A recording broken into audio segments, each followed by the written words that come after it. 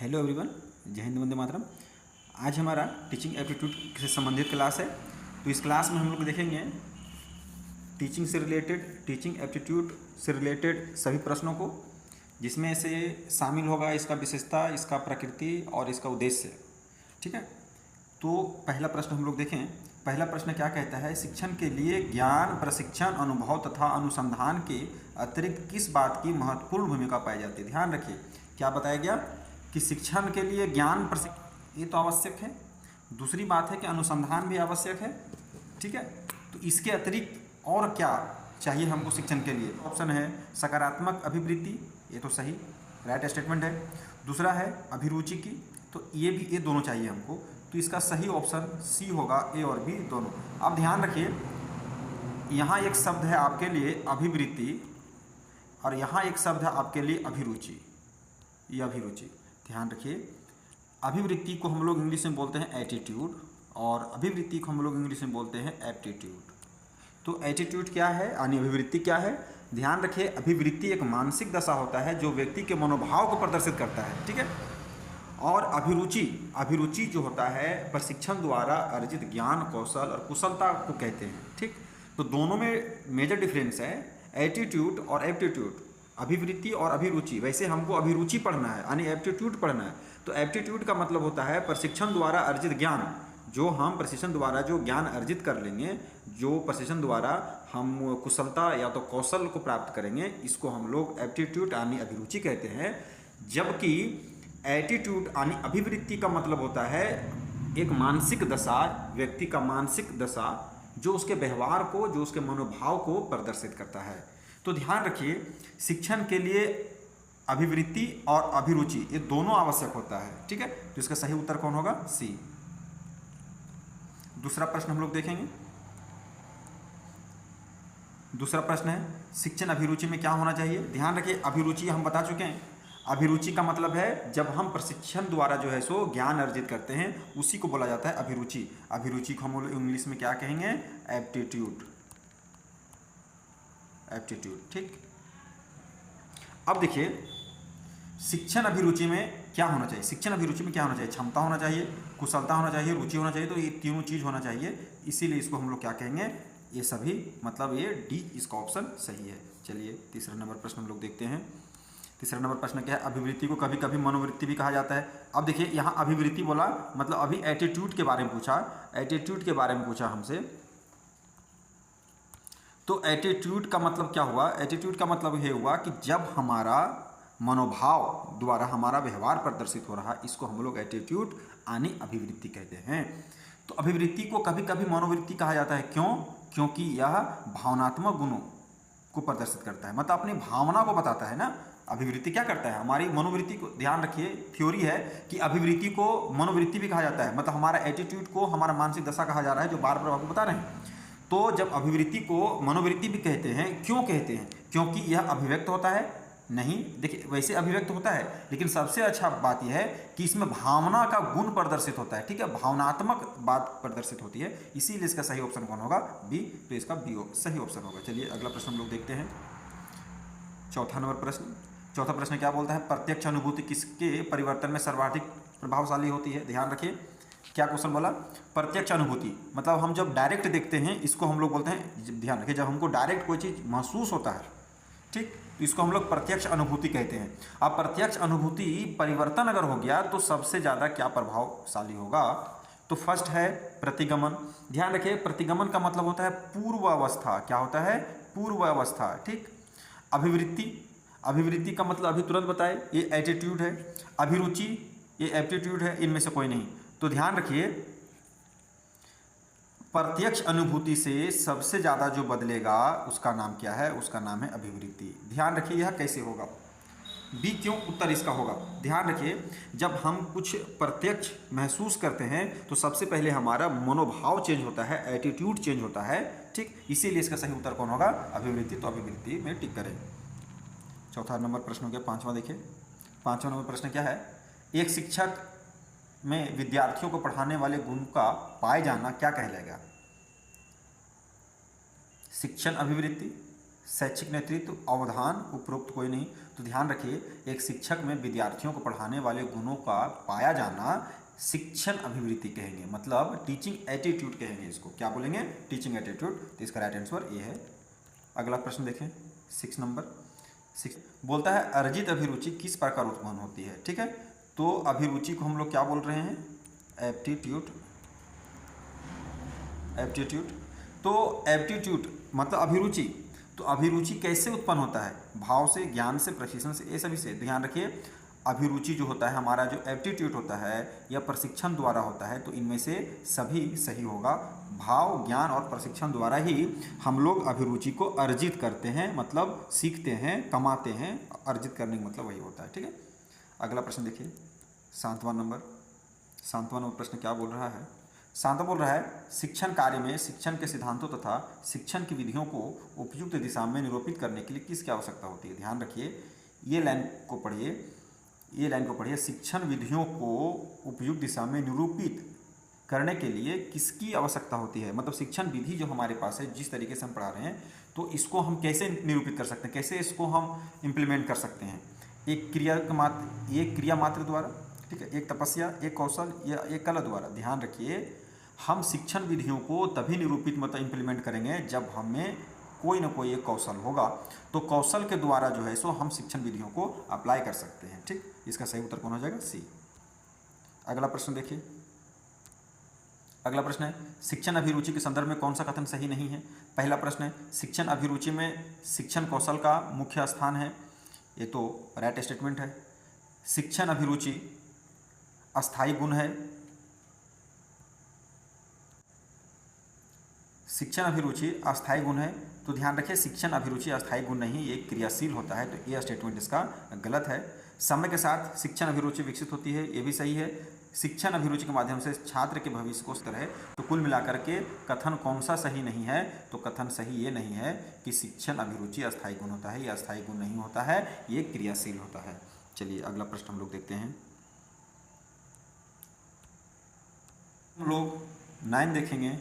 लिखता है शिक्षण अभिरुचि का एक महत्वपूर्ण पहलू है। शिक्षण अभिरुचि का महत्वपूर्ण पहलू क्या है? पहला, क्या वह छात्रों की क्रियाशीलता पर अंकुश लगाने की क्षमता होती? नहीं, अंकुश नहीं लगाया जा सकता। शिक्षण को रोजगार उन्मुख बनाने की क्षमता है। ध्यान रखें, शिक्षण को रोजगार उन्मुक्त बनाना ही नहीं है। ठीक, ये भी रॉन्ग आंसर है इसका। तीसरा है शिक्षण को विद्यार्थी उन्मुख बनाने की क्षमता। जी हाँ, मतलब विद्यार्थी उन्मुख मतलब होता है स्टूडेंट सेंट्रल। तो ध्यान रखिए, ये सी ऑप्शन इसका सही है कि शिक्षण अभिरुचि का महत्वपूर्ण पहलू क्या है कि शिक्षण को विद्यार्थियों का उन्मुख बनाना है, मतलब विद्यार्थी उन्मुख बनाने की क्षमता होती है शिक्षण अभिरुचि में। इसका सही उत्तर होगा सी। चलिए 10वां नंबर प्रश्न देखते हैं हम लोग। बोलता छात्रों में अभिरुचि जागृत करने के लिए एक के शिक्षक को किसकी जानकारी होना आवश्यक है? छात्र की शारीरिक स्वास्थ्य की, सही। छात्र की मानसिक स्वास्थ्य की, ये भी जानना मतलब छात्रों के लिए ये भी जानना जो है शिक्षकों के लिए आवश्यक है। छात्र की मनोदशा, ये तो बहुत इंपॉर्टेंट है शिक्षकों के लिए कि उसका मनोदशा को पढ़े। मतलब उपरोक्त सभी, इसका सही उत्तर कौन है? उपरोक्त सभी। तो ये तीनों ऑप्शन सही है। तो 10वां का कौन सा उत्तर होगा? डी। तो डी में टिक करेंगे। चलिए अगला प्रश्न हम लोग देखते हैं। प्रश्न संख्या 11। एक शिक्षक द्वारा छात्रों की अभिरुचि को जागृत करने के लिए क्या करना चाहिए? क्या शिक्षक करे जो छात्रों की अभिरुचि मतलब अर्जित ज्ञान जो है इसके तरफ बच्चा बढ़ सके, इसके लिए एक शिक्षक क्या करेगा? पहला, छात्रों की अभिरुचि का मापन करेगा। जी हाँ, मापन कर सकता है। दूसरा है मित्रवत व्यवहार करना, ये तो बहुत इंपॉर्टेंट है आज के ज़माने में। अब तुम न मारना है, न पीटना है, न डांटना है, तो मित्रवत व्यवहार के द्वारा जो है सो बच्चों को पढ़ाया जाना आवश्यक है। तो इसका सही उत्तर कौन होगा? सी। सी इसका सही उत्तर होगा। चलिए अगला प्रश्न हम लोग देखते हैं। अगला प्रश्न है निम्न में से कौन सी विधि के माध्यम से छात्रों में अभिरुचि उत्पन्न की जा सकती है? प्रजातांत्रिक विधि से, सहगामी विधि से, ये भी दोनों से। ध्यान रखिए, ये दोनों विधि सही है, इसके लिए सी होगा। अब यहाँ ध्यान रखिए, प्रजातांत्रिक विधि का मतलब क्या है? प्रजातांत्रिक विधि का मतलब ऐसा है कि वह विधि जिसमें छात्र को भी टीचर का सुनना होगा। मतलब छात्र टीचर का सुनेंगे, टीचर छात्र का सुनेंगे, इसको बोलते हैं प्रजातांत्रिक विधि। सहगामी विधि का मतलब होता है साथ साथ चलना, मतलब एक साथ, मतलब साथ साथ चलना, या तो अनुसरण करना, या अनुसरण करने विधि को सहगामी विधि कहते हैं। तो ये दोनों विधियों का जरूरत पड़ेगा छात्रों में अभिरुचि उत्पन्न करने के लिए। चलिए इसका सही उत्तर हो जाएगा सी। सी के बाद चलते हैं हम लोग प्रश्न संख्या 13 में।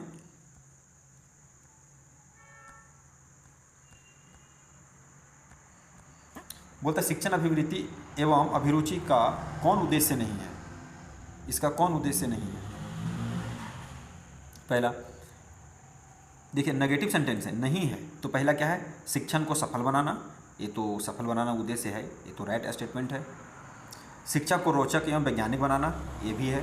छात्रों में रटने की प्रवृत्ति बढ़ाना, ये रॉन्ग स्टेटमेंट होता है। छात्रों में मानव मूल्यों को विकास करना, ये राइट स्टेटमेंट होता है। अब पूछा क्या था, नहीं, नेगेटिव पूछा था, इनमें से नेगेटिव कौन है, सी, तो इसका सही उत्तर कौन होगा, सी, इसका सही उत्तर कौन होगा, सी, तो सी में टिक करेंगे।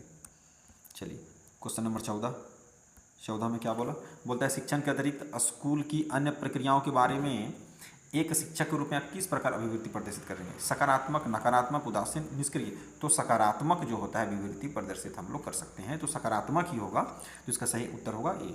चलिए अगला प्रश्न देखते हैं हम लोग 15 नंबर क्या बताता है। 15 नंबर बोल रहा है आपकी दृष्टि में वह शिक्षा सफल है, कौन सा शिक्षा सफल है, जो देश की अभिवृद्धि में सहयोग करे, आत्मा के सुख दे, आपको आत्मा के सुख दे, आपको समाज में सम्मान दे, आपको व्यवसाय दे। ध्यान रखिए शिक्षा सफल तब होता है जब देश की अभिवृद्धि में सहयोग, जब देश की वृद्धि में हम सहयोग दे सकें, अच्छा शिक्षा, या तो शिक्षा को सफल तभी माना जाता है। इसका सही उत्तर कौन होगा, ये।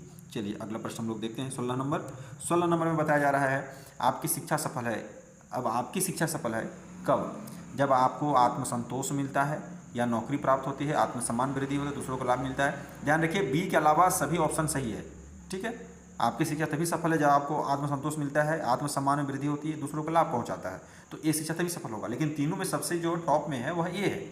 टॉप का मतलब है जो है, ध्यान रखिए ये पहला में है, इसके लिए इसको उत्तर हम लोग सही नहीं मान रहे हैं। आत्मसंतोष, ठीक है, सेटिस्फैक्शन होना बहुत ज़रूरी है। जो हम काम कर रहे हैं, हम जो शिक्षा अर्जित किए हैं, अगर वो हमको ही आत्मसंतोष नहीं प्रदान करेगा तो दूसरों को दिया, इससे हमको क्या मतलब होगा। तो प्राथमिक तौर पर माना जाना चाहिए कि शिक्षा सफल तभी होगा जब हमको आत्मसंतोष हो। तो इसका सही उत्तर कौन होगा, ये में टिक करेंगे, ठीक है। 17 नंबर क्वेश्चन देखें। 17 नंबर क्वेश्चन बोल रहा है आपके अध्यापक अधिक आपको कोई जिम्मेदारी देते हैं तो आप उसको क्या करेंगे, आप दूसरों को सौंप देंगे, जी नहीं। आप उसके प्रति लापरवाह बरतेंगे, एकदम नहीं। अपने समर्थ अनुसार उसको पूरा करेंगे, जी। जिम्मेदारी पूरा करने का होता है, इसीलिए हम अपने समर्थ के अनुसार उसको पूरा करने की कोशिश करेंगे या पूरा करेंगे। सही उत्तर कौन हो जाएगा इसका, सी। चलिए 18 नंबर क्वेश्चन देखिए। 18 नंबर क्वेश्चन में है शिक्षण प्रक्रिया है, तो शिक्षण किसकी प्रक्रिया, सूचना देने की, ठीक है, और व्यवहार परिवर्तन लाने की। तो देखिए ये तो सही है, व्यवहार परिवर्तन लाने का शिक्षण प्रक्रिया ही है, व्यवहार को प्रदर्शन करने का या व्यवहार में परिवर्तन लाने का। तो आदेश देने का नहीं, केवल ज्ञान देने का नहीं। तो इसका सही उत्तर कौन हो जाएगा, बी में टिक करेंगे। शिक्षण की प्रकृति कैसी होती है, अभी बताएं। स्थिर तो नहीं होती, निष्क्रिय भी नहीं होती, एकांगी नहीं होती, कैसी होती है, गतिशील होती है। तो शिक्षण की प्रकृति, नेचर कैसा होता है, गतिशील होता है, ठीक है। इसका सर राइट आंसर कौन होगा, बी, तो बी में चलेंगे। 20वां नंबर है शिक्षण एक द्विपक्षीय प्रक्रिया है, क्योंकि ध्यान रखिए द्विपक्षीय का क्या मतलब है, शिक्षण में एक टीचर होता है और एक स्टूडेंट होता है, ये दो पक्ष हो गए, ठीक है। लेकिन इसके एलिमेंट जो होते हैं वो 3 होते हैं। एलिमेंट कितने होते हैं, 3 होते हैं, आगे पढ़ेंगे। लेकिन शिक्षण का कार्य जो है यह द्विपक्षीय है, टीचर और स्टूडेंट को ही एक पक्ष माना गया, तो दोनों मिला के दो मतलब द्विपक्षीय हो गया, ठीक है। तो चलिए अगला प्रश्न देखते हैं। 20वां नंबर शिक्षण एक द्विपक्षीय प्रक्रिया, क्योंकि इसमें शिक्षक और विद्यार्थी दोनों सक्रिय होते हैं, ठीक। तो सही आंसर कौन होगा, ये। बाकी बी सी पढ़ लें, वो होगा नहीं, ठीक है। चलिए अगला प्रश्न देखते हैं। 21 नंबर प्रश्न क्या बताता है, शिक्षक एक मनोवैज्ञानिक प्रक्रिया है, क्योंकि यह भावना पर आधारित है, मानसिक क्रिया से जुड़ी है, भौतिक क्रिया है, प्रशासनिक क्रिया। ध्यान रखिए यहाँ क्वेश्चन ही बोल दिया शिक्षण एक मनोवैज्ञानिक प्रक्रिया है, तो ये मनोवैज्ञानिक क्यों हुआ, क्योंकि यह मानसिक क्रिया से जुड़ी हुई है। वैसे इसमें भावना होता है, लेकिन ये मानसिक क्रिया से सीधा जुड़ा होता है, इसीलिए इसका सही उत्तर कौन हो जाएगा, बी। चलिए 22 नंबर क्वेश्चन देखें।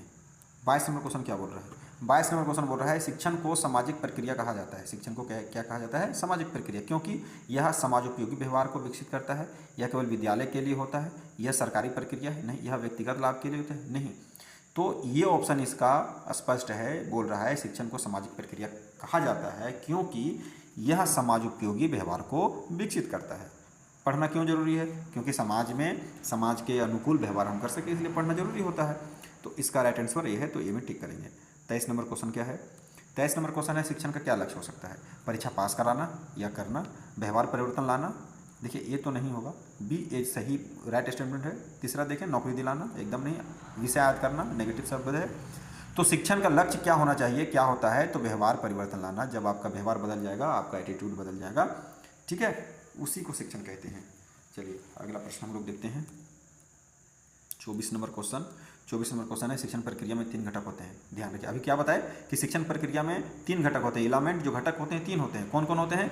एक स्टूडेंट होगा, एक टीचर होगा और एक उसका विषय वस्तु यानी करिकुलम, इसको हम लोग बोल सकते हैं। ठीक है, ये 3 घटक होते हैं। ये ए में दिया हुआ है तो ये राइट स्टेटमेंट है। अब देखिए बी सी डी को पढ़िए, थोड़ा सा समझ आएगा कि शिक्षण प्रक्रिया में देखिए यहाँ शिक्षक शामिल है, तब तक यहाँ स्टूडेंट शामिल ही नहीं है, तो ये तो ऑप्शन नहीं होगा। यहाँ विद्यालय शामिल है, ये नहीं होगा। यहाँ समाज भी नहीं होगा। विद्यार्थी है, तब तक यहाँ टीचर ही नहीं है। डी ऑप्शन में देखिए यहाँ शिक्षक है, तब तक यहाँ जो विद्यार्थी कहीं नहीं दिया। ठीक है, तो बी सी और डी ये तीनों नहीं होगा। तो कौन होगा? ए, यानी शिक्षण प्रक्रिया के 3 घटक होते हैं। कौन कौन? स्टूडेंट, टीचर और करिकुलम, मतलब विषय वस्तु। ठीक, तो 24 का ए सही उत्तर है। 25 नंबर देखिए, 25 नंबर में क्या है?